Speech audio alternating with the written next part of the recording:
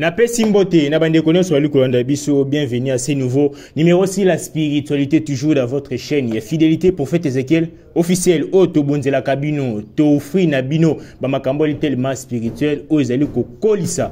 Nous autres Nabino, il y a Molimo. Quand c'est le Oto, on va parler ici les oxysmes. Vraiment, il y a mingi, il y a des questions, Lelo Bélia Christ, Bazoboya Kosei là, Bamaï, Bazoboya Kosei là, Will, Bazoboya Kosei là, Bamungwa, Bazoboya, vous-même Kosei là, conduite mususu mulimo mosata ko pesa na bango po ete bobete exorcisme ezali kosale maté et ali diabolique yango na awa liboso na bino je suis avec l'homme de Dieu toujours na ngambo na biso pona ko éclaircir peuple de Dieu à ce qui concerne les exorcismes est-ce que et ali malamu to ezali mabe oya koloba yango to ko ba ko sosola partagez cette émission et puis abonnez-vous dans votre chaîne Mosa Nzambe na pesi mbote mbote Isaac vivia voilà Mosa Nzambe ya mbote to kota na mozindo soki to ko koleka mbala moko na losambo. Tosambeli, Seigneur Jésus, topesio merci. Pambola mutunyo sur Landa Biso, Pambola mutunyo sur s'abonner, puis Pambola mutunyo sur partager, na combat Jésus-Christ. Pambola ba o ba sala 4000 partages na 4000 personnes, bas à la béni au nom de Jésus, to bondeli. Amen. Amen. Prophète Ézéchiel, on est toujours là, c'est la spiritualité. Mais kasi yamboto zonga mamuke, si ba réaction bandeko banda ki biso na o etali, bobimi si ba secret, ya toilettes. Ou est juste étonnant mais pas ba maçon bato ya ba valeur na ngoti réaction ni ba ba ndaki bato penda ba bengi biso massivement et puis na ni d'abord on a s'excuser pour na chapeau donc bato belé balandi biso massivement bato belé ba commenter na senga toujours na bana tout ya kolo Yesu Christo bana notre père ba benga biso ba bangate ba benga biso au moni problème que les gens perdent de la spiritualité. Or, la Bible dit ceci, Jésus-Christ Azoloba, le vrai adorateur adorant le Père en esprit. Vous comprenez? Voilà. C'est là la spiritualité vient au premier rang. Et la vérité c'est la parole de Dieu. C'est l'interprétation de la Bible. Donc, la spiritualité et la Bible marchent ensemble. Voilà. Je crois Jésus-Christ. Alors, tu crois Jésus-Christ, mais tu nies la spiritualité. Voilà. Oh, Jésus-Christ, Azali, état physiquité. Jésus-Christ, avant dans la dimension physiquité. Voilà. Jésus-Christ, Azali, Kati, Yabania, Japembe, Wabenga, Mapata, na Lingala. Non, Jésus-Christ, c'est une dimension. Oh, la dimension, c'est la spiritualité. Alors, Batusuko, Kobang la spiritualité. Voilà. Bon, c'est vrai que normal, Bang la spiritualité parce que, Batubazana, nous bonzoto. Pour vivre dans un corps terrestre. Corps terrestre, Bible, Zoloba, Ezali, animitié avec les corps spirituels. Donc, Makambo est dans la bonzoto et combattre toujours Makambo est dans la spiritualité. Voilà. Donc, c'est un peu ça. Mais, Bananzambe ba ebelo comme ok. Bobangate, aux en a problème, aux en a situation difficile, que Luka Marabouté ou Luka Ngangate, Jésus-Christ a tenu le prophète Ézéchiel, l'homme de Bishimamine, et ratarate mon pépé. Donc, Bobenganga, to sakola to bon de la ponabino. Donc, te belé pena, bengi réaction pena d'ali positive. Donc, c'est un peu ça. Si les oxysmes, l'homme de Dieu, notre Kolanda, Mosel Yanzambe Monko, il est prophète aussi, je ne sais pas, il est prophète. Alors, il était exorcisme, il diabolique, ils allaient pensa permité, ça les maté, voilà, après si ba propos na o Italie, exorcisme, ils allaient ça les maté, et pas na biso ba Christo. Yangwana et pas na bino réaction, et bien ce qui concerne d'abord les exorcismes. Voilà ça est Kouchou. Prophète de Kouchou. T'es Aza évangéliste, Aza prophète était. Kocha libanga na place na yango. Azali évangéliste. Bon, c'est rien que normal. Aïe ba makambo te parce que makambo est pour ba prophète. Ba prophète bazali ba trésor, ba prophète bazali ba aigle. Ba to ba mona likolo. Un évangéliste azali muta désordre. Aïe ra ma biloba lobo nom de Jésus bika ici la kei. Donc yé makambo italien mais je vais l'aider quand même pour ba to balanda raye. Alors, c'est pour ça y a on to lubara. Bible Zoluba, mon peuple pays faut des connaissances. Connaissance, on va regarder la théologie. Or, la vraie connaissance, il faut pas qu'on t'azamba révéler. Cette théologie est limitée. Théologie est zali ba histoire. Donc, c'est un documentaire. Donc, c'est un documentaire moko boye. Batouba qu'on doit apprendre. Ok, c'est ça. Ce n'est pas ça la vraie spiritualité. Alors, Alanda qui écoute d'ailleurs à lobby qui ako isangai kao acha maboko abia acha maboko na ko ya kao mutu d'abord azobonde na pona mai komi jaune na bonde pona papier mote bimi na colonne de feu yango ebimi alors mutu lokola ndeti ndeko na ngai kuchu vraiment bon eza moi passe ata makamba ki bonzambe te ya ko isanga te toto ngena makamba spiritualité nazana mutu o mama Martha Bota est-ce que mutu ko kuchu ko isanga. Écoutez, déjà, Moutouma va moni démon à Zamba qui m'embangwa. Mais on a okimate, hein. Ah ouais. yeso amoni esprit mabe be vampire abimi okima ça tonge lisu moko demi 4 okima parce que kotale d'abord apparence amona mutumo akima mbangu fort ozomona tale na no bien apparence na ye omona ka kima manga mutumo akima do na moment likama ko fongwa ma ah mais vraiment nzoto de nzoto énergie nzoto économie donc okima bon je l'aime tant na linga apenda ndeko mais moi, je l'ai défié. La Sengaki débat face à face plus démonstration. Voilà. Alors, débat, tout ça, démonstration, maintenant, ils ont ça là, ils sont simple. Donc, ils sont simple, on s'est mis à l'issangou. On s'est mis à l'issangou, tout on a ta 7 mouvements. Alors, à Simba, ou à Simba, Massango, ou à Rukoya, il y a une onction mouké. Ou à Rutika, la route, il y a une onction mounene. Et tant qu'on a écouté Simba, Massango, à Boya. Ote na kobenga na opoza prophète de na komba Jésus-Christ. Oh, mais Jésus-Christ est ngaïté, ngana Yesu Christ. Ah. Oh, yo ko sanga ndeni ngamo d'abord Jésus-Christ en personne ngaïté. Yesu kwa za nani? Le prophète de go nyebu. Azana nani? Hein? Yesu yo. Te ngamo Yesu. Yesu kwa za. Ko Yesu nanga to ele omoko. Parce que yende ngaza na. Yazana yo. Po yaza Yesu. Ya za mwana nga c'est mon fils. Vous comprenez? Écoutez, c'est mon fils. Donc, Azira, toi, apprendre la spiritualité. Bon, niveau écouter, ça y a maternelle. Oui, bana maternelle. Té, bana maternelle, kodim. Bana kodim, wale li banzab. Na mona qui a consacré à Basio, a tu vas passer, à la tu vas batouche. Bataka est fort, mais aller la TV, azan argument à tojité. Azan le bara du global. Là, vous savez, ndeko kokota na ran ote, ko luka bishimate. Bishimaki misa babanganga na plateau. Donc so yeko na kawana ngamo na memelo ba caméra brisque na be église na. To bimika brisque na ba caméra. Vous comprenez? Maman en direct. Toka en direct ka be kuchu atene ka be atelemi. Nathalie ka bo ali kuchu bando kende ka yimo. Bouf, alali. Vous comprenez? Mais c'est un frère que j'aime beaucoup. Voilà. Bon, tout ça qui na elo sali débat moté pelanga na ye. Voilà. Ndeko nanga kuchu na senga défi et puis na sengi sous défi dans le monde entier. Botinda bambongo pour tout son espace bien. Tout le kata 2 3 4 chaînes. Tout ça la débat. Sora boya démonstration. Pour bon démonstration ko kata okima. Nga ça la démonstration minene oyebi. Bata na chaîne nga ba mona mai komi nango J à jaune. Alors wana to longo démonstration. Alors tout ça un débat, il y a connaissance. Écoute tu as la Bible nga pena na Bible. On va ba Bible. Ok, bisonné to Bible écoute ndeze pa nga ni na zali Bible.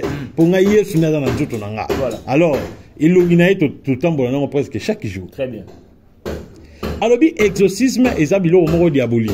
D'abord tant mutazolo ba ke exorcisme eza biloko moko diabolique. Est-ce que azo tenir compte na makambo azoloba? Est-ce que ayebi d'abord ce qu'on appelle exorcisme? Peut-être les livres ba tebele ba ngakisi ba tebele les livres. Omoni problème ezaki ezali ba bengaka immaturité spirituelle. Ba tebele ba pasteur ebele lokoso mbongo. Ba yebeka musala nzambe.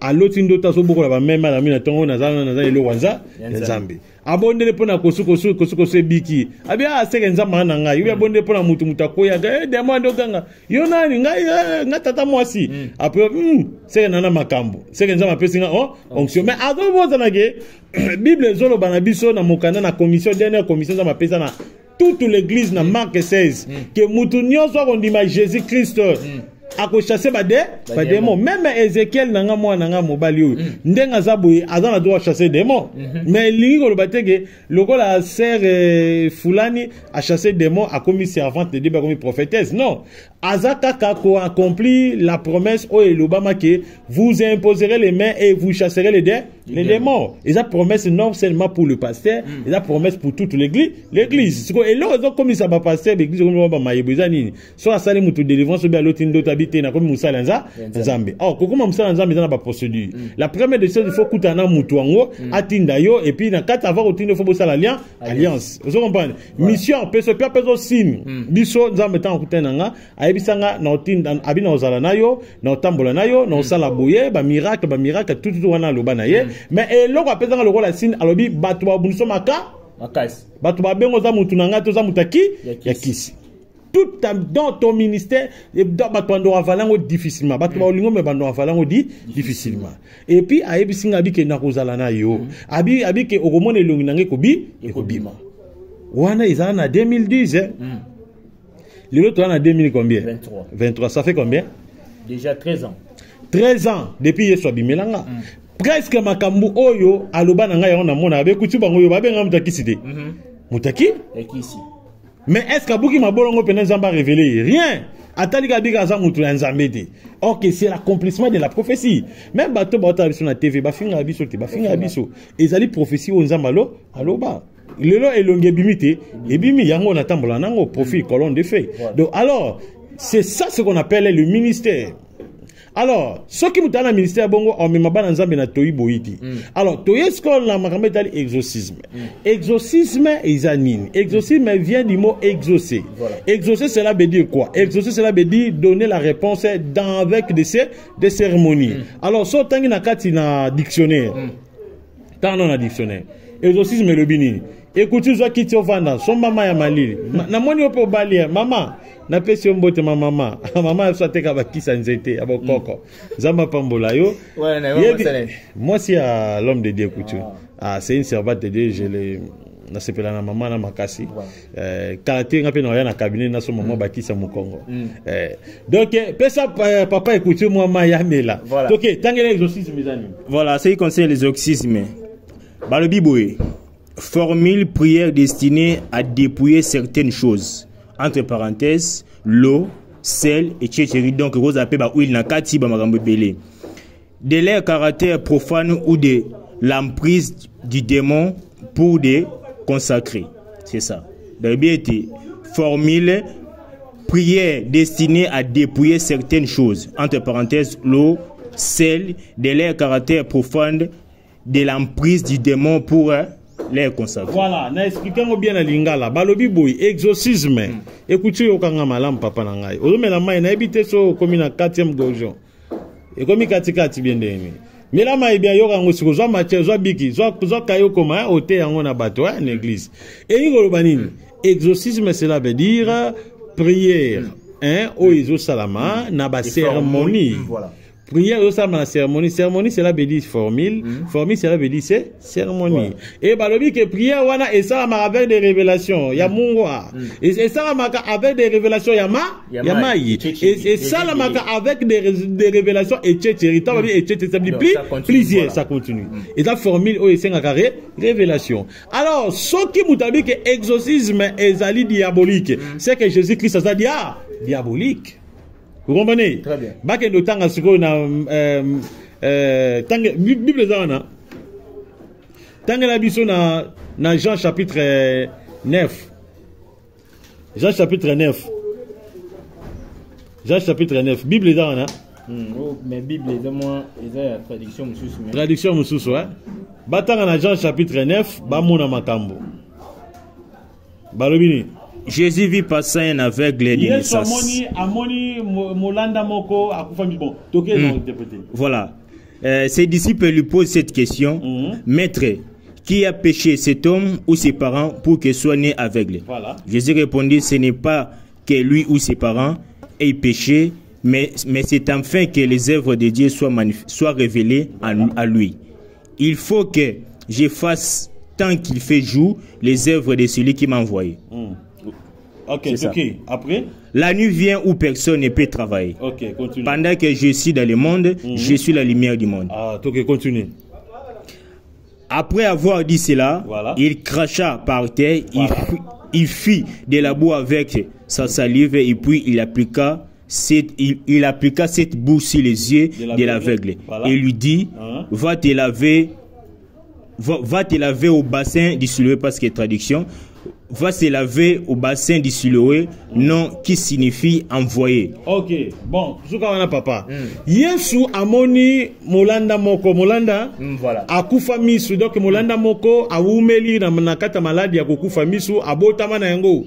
Alors ba disciple ko ba yebi loi de karma. Batuni Yesu, est-ce que mutoyo abotami avec parce ba parents ne ba sala mabe yango nzamba futi ba karma envers ye. Omeke ba disciple ba zaka éveillé, ba yeba spiritualité. Donc c'est ça. Alors Yesu alobi que soki mutoyo aza aveugle nzambe a permettre azala boye po bolamu na nzambe emi moni sa me pa na ye donc muto na tambola abika te a côté pe ba jeune abika te. Alors Yesu attend atalié Bible lobi après avoir qu'on répondre ba disciples selon question ba tunier abwa ki so ina mabele po mutu asala mpati ya so ina mabele sengla sala ni sengla fu afukama Yesu afukami abandi ko dessiner mabele wana mélangé avec le soina na ye ezaki so ya mukebo était c'est ka bibisa ki quantité abaso balola nama mabele bino kasi Yesu tanga walo babonga bano sambela de il priait mais il priait avec cette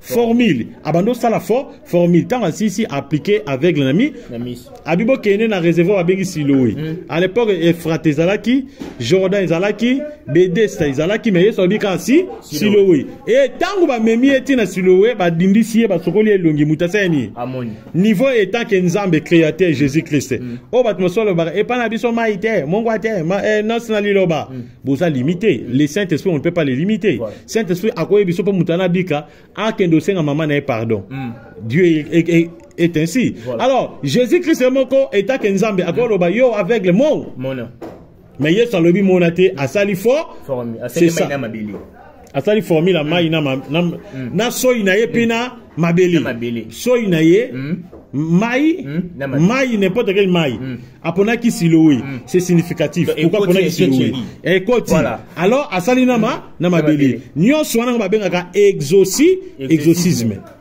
au combat na ngwa écoute aujourd'hui les soins écoute ya de watu bakisa ona kati wala echeche gwa di bakisa echeche kasi echeche sera bedi makamsusu ebele na basoyi asali formule vous comprenez wana Yesu mutasali asali formule service ya mabele ya ba bengaka exorcisme ngo ba prière o ezali accompagné par des formules ou bien des cérémonies to na kati ya Bible dans le Ancien Testament, Yesu sala dans le Nouveau Testament. Mais tous on ce qu'on Ancien Testament. Pour on va dire ça bilo ko Ancien Testament. Mais oh ils ont Nouveau Testament. Dans le Ancien Testament, to yi. To mona prophète moko Élisée. Ba yeli général moko Naman. Azaki na maladie ya maba, lèpre. Alors tant ba ye pa na ye prophète albi na omone écoute boye bisa dinama.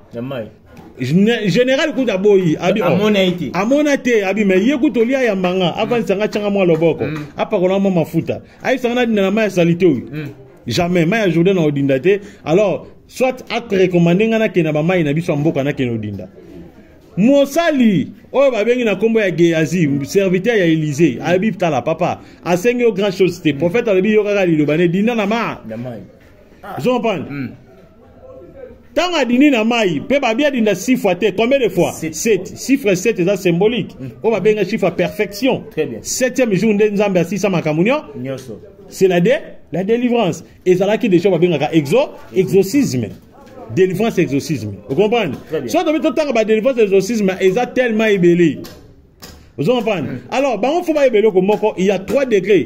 Il y a prière. Toi la prière de supplication, prière imprécatoire na invocatoire.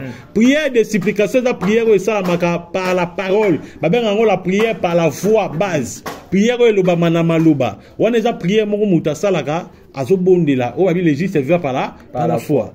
Ozana kondi mo lobi maloba makambe sa nini eyoki. Na kata Bible ezala mwana mwasi moko asala abika par prière ya exorcisme. Oui bien lo asala anotanga makila pendant 38 ans. Oui bien non. Tangu Yesu azana batu Yesu aki asere na batu so basimbi batu ba ke belé Yesu azotambola. Mais moi ça na sali formule. Alobi maloba a utilisé pas parole. Asimbaka ilamba moke asonga ya ilamba Yesu.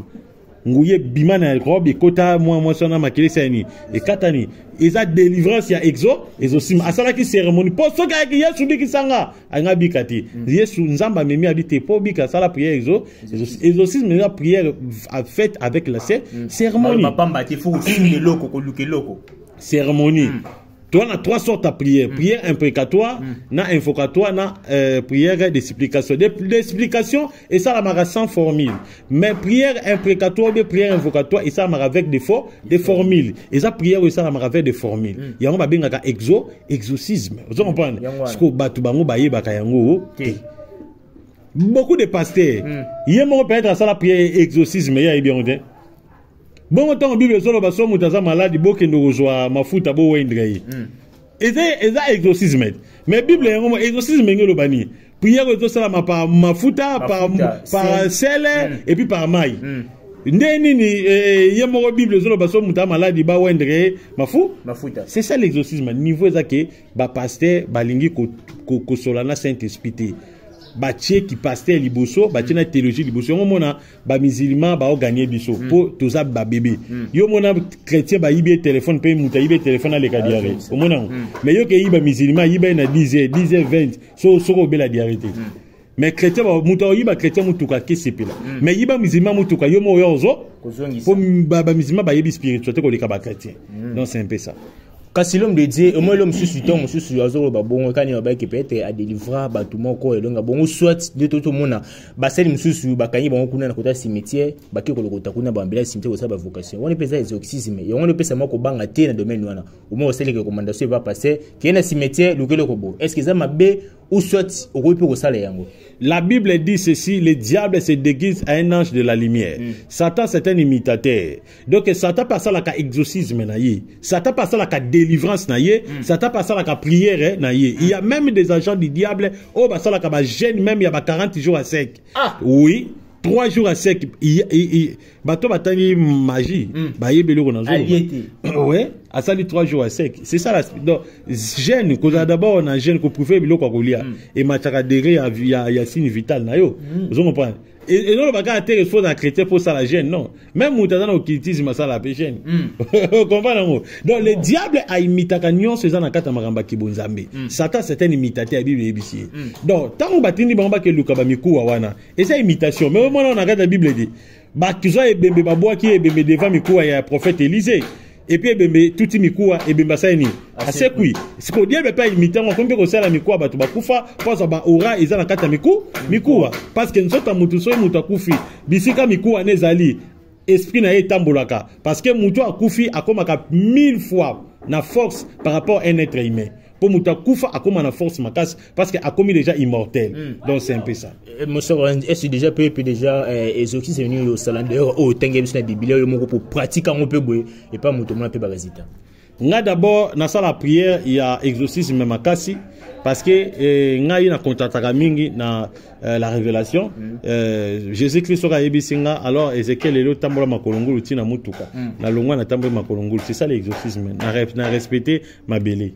Vous comprenez? Jésus-Christ soit le bibonde la pona mutuana mais mutuana problème naie o azana ngopo abika ndeti mama moko azana problème mabota nzamba bi po abika po so mabota ake na spé machin somba biloko aller sa mwana ya bébé mwana aza de 0 ti ba 3 ans et puis yo monaki aller sa mwana bébé petuana le la tête petua ko so pe maté alors na ipse mema mwana otanga mema mwana pesi mwana ba bisou na bi obiki ozo maman robota et puis arozabe mabota c'est ça l'exorcisme le sima engelo ba prière o salami avec des révélations ou soit des formes dans simple. Est-ce que ça dépend ba cas le o imtako yamba ko dépend na ba cas le moi si nous peut-être boy à ce pas peut-être bazemi sur côté exorcisme et ko zaka ko utiliser parole ou c'est ko utiliser confession ou c'est ko pratiquer exorcisme kaka. Donc d'ailleurs moi si o azongoli bazemi o alongoli deuxième troisième quatrième soka yé pasteur a tchele maboko a ozwazemité parce que tant au bomi mutu yebaki il faut foutre ba karma alors ba karma ça ka supprimer toujours avec le bienfait font ça là parce que ako recommando ke na ofelina ke no sala ba sadaka ou bien ke no tika ba offrande na yo musala nzama recommander yo ke tika ba offrande sala prière et puis fou comme ça banana babonde là alors avant ça bon lambela mo fufu balia après babonde la pona donc ça veut dire que pasteur a tindi maman na révélation ah ça c'est exorcisme maman azo yebati. C'est ça. Ils ont prié ça avec des faux. Donc, exorcisme, il y a une prière avec des formules. Donc, c'est un peu ça. Vraiment, c'est pas tout. Bah, mon aga, mot exorcisme. Pour na bon, bah, mon aga, que ils ont sonné satanique ou bien diabolique, ok, rien. Rien. Donc, il y a exorcisme, donc, moi, on est diabolique. Ils ont diabolique. Bon, tellement que, bah, banganga basela ngo trop yango bimaka diabolique donc c'est un peu ça yo kasi soki mutu bayibi mutuka po bazo sa mutuka faut ça prière exorcisme faut bo sala ngo imposition te ça tient te imposition te exorcisme bayibi eloko sani faut zo mabele ko to bayibi eloko Lukambongo, billet mokambongo, na bombi, formule.